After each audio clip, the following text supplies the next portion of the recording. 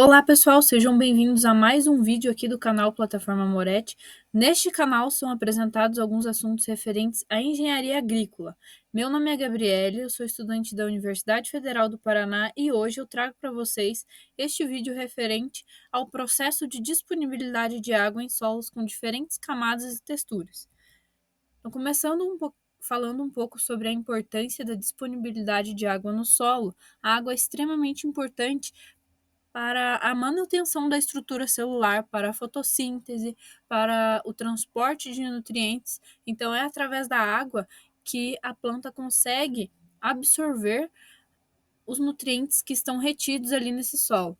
A água ela também regula a temperatura da planta através da transpiração e consegue manter o equilíbrio hídrico.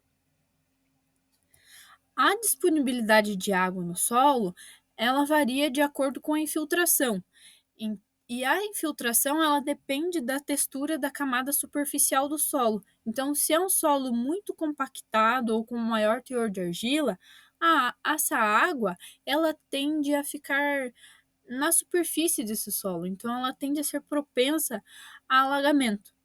Diferente de um solo bem estruturado, com uma variação de partículas. Então, vai ocorrer a infiltração, mas também vai ter uma disponibilidade de água nesse solo.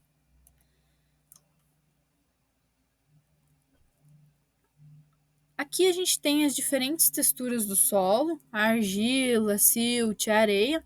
A argila, ela vai de um diâmetro menor ou igual a 0,002, silt com diâmetro maior que 0,002 e menor que 0,02. A areia com um diâmetro maior que 0,02 e menor que 0,2. Então aqui a gente tem uma imagem ilustrativa no qual a gente consegue perceber a, a absurda diferença entre o diâmetro da partícula de areia com a partícula de argila.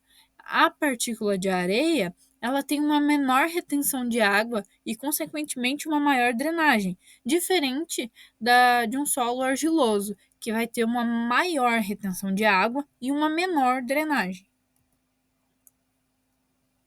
Então, a variação de água é sempre de acordo com a textura do solo. Em um solo muito argiloso, ou seja, com pequenos espaços porosos, já que o diâmetro das partículas são muito pequenas, ele retém muita água, o que limita o processo de drenagem e potencializa o alagamento. Diferente dos solos arenosos. Nesse tipo de solo, os espaços porosos são maiores. Então, esse solo, ele retém pouca água. E aí a drenagem, ocorre de forma muito rápida, o que pode tornar esse solo propenso a seca, caso não tenha nenhum planejamento de irrigação. A gente também tem os solos siltosos, que são compostos por partículas finas de silt. E essas são menores do que as de areia, porém são maiores do que as partículas de argila. Isso possibilita uma infiltração e uma disponibilidade de água de maneira a ser moderada. Então, aqui eu trouxe um artigo científico sobre a influência das frações de areia na retenção e disponibilidade de água em solos das formações Kaiowá e Paranavaí. O objetivo desse trabalho foi caracterizar a retenção de água e disponibilidade de água do solo em integração lavoura-pecuária e cultivado com abacaxi em solos do arenito das formações Kaiowá e Paranavaí, no noroeste do Paraná. Então, mesmo com uma utilização das melhores técnicas agronômicas de manejo de solo, as produtividades foram muito baixas nos solos da formação Kaiowá. E aí foram feitas algumas análises químicas do solo, onde mostram os teores médios de argila, silt, areia, total dos solos. E essas análises apresentaram que a textura do solo de formação Kaiowá é muito arenosa, com uma granulometria mais grosseira. Então, os poros são de diâmetro maior e, consequentemente, isso facilita uma menor disponibilidade de água do que o de solo de formação em Paranavaí. Então, esse solo de formação Kaiowá, ele tem um risco maior à deficiência hídrica comparado ao outro solo. Da mesma forma que a gente tem uma variação de acordo com a textura, a gente também tem uma variação de acordo com a camada do solo. Nessa imagem, a gente tem 5 camadas do solo. As duas primeiras são camadas superficiais. O horizonte O é uma camada de matéria orgânica. O horizonte A é o primeiro horizonte mineral do solo. E os 3 últimos horizontes são camadas subsuperficiais. O horizonte B é um horizonte formado por partes bastante desagregadas da rocha-mãe. O horizonte C é formado por partes pouco desagregadas da rocha-mãe. E o R é a rocha-mãe, que é submetida a um intemperismo. Então, a variação de água na camada, ela depende da profundidade e das características de cada camada.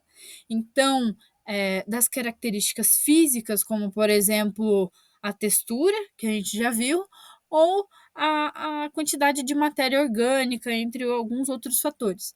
Na camada superficial, ocorre uma alta variação na disponibilidade de água. Por quê? Por conta da evaporação, porque é a camada que vai estar mais exposta ao sol. Então, caso não tenha nenhuma adubação verde ou palhada para manter essa umidade do solo, para manter a água ali, essa água pode evaporar facilmente. Então, ocorre essa variação. Diferente da camada intermediária do subsolo. A disponibilidade nela é moderada e o armazenamento é menos acessível pela planta. Então, as raízes ali de determinadas cultivares, de determinadas plantas, não conseguem alcançar essa camada do subsolo, essa camada intermediária. Então, por mais que tenha água, a água se torna indisponível para essas plantas. Algumas plantas que podem aproveitar, fazer um aproveitamento dessa água por terem as raízes mais profundas, são as árvores. E aí a gente tem as camadas inferiores. As camadas inferiores, né, de material original, no caso a rocha-mãe, elas possuem baixa disponibilidade de água. E o armazenamento dela pode atingir, então, o lençol freático. Aqui a gente tem algumas adaptações que podem ser feitas, né? A irrigação para determinado tipo de solo ou a drenagem para algum outro determinado tipo de solo. E o que isso tem como objetivo? Isso tem como objetivo otimizar o uso da água e garantir uma boa produtividade. E para isso, para a gente tomar alguma decisão, a gente precisa compreender muito bem as características físicas do solo que nós temos. Então, é necessário antes fazer um cálculo de CAD.